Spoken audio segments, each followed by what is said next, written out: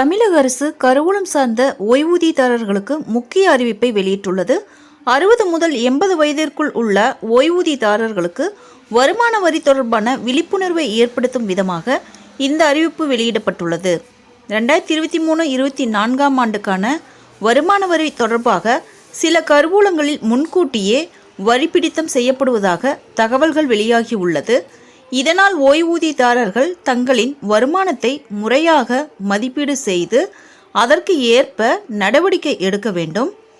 பழைய மற்றும் புதிய வருமான வரி திட்டங்கள் பார்த்தீங்கன்னா, பழைய வருமான வரி திட்டம் 60 வயதிற்குள் 2 லட்சம் வரையில் வரி இல்லை, 5 லட்சம் வரை 5%, 10 லட்சம் வரை 20%, 10 லட்சத்துக்கு மேல் 30%, 60 முதல் 80 வயது வரை உள்ளவர்களுக்கு 3 லட்சம் வரையில் வரி இல்லை, 5 லட்சம் வரை 5%, 10 லட்சம் வரை 20%, 10 லட்சத்துக்கு மேல் 30%, 80 வயதுக்கு மேல் 5 லட்சம் வரையில் வரி இல்லை, 10 லட்சம் வரை 20%, 10 லட்சத்துக்கு மேல் 30%. புதிய வருமான வரி திட்டத்தின்படி பார்த்தீங்கன்னா, ரூபாய் 7 லட்சம் வரையிலான வருமான வரி விலக்கு பழைய திட்டத்தில் உள்ள சலுகைகள் புதிய திட்டத்தில் கிடையாது.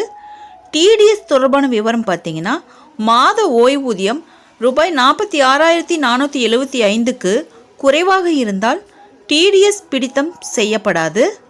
தவறுதலாக பிடித்தம் செய்தால் கருவூல அலுவலரிடம் புகார் அளிக்கலாம்.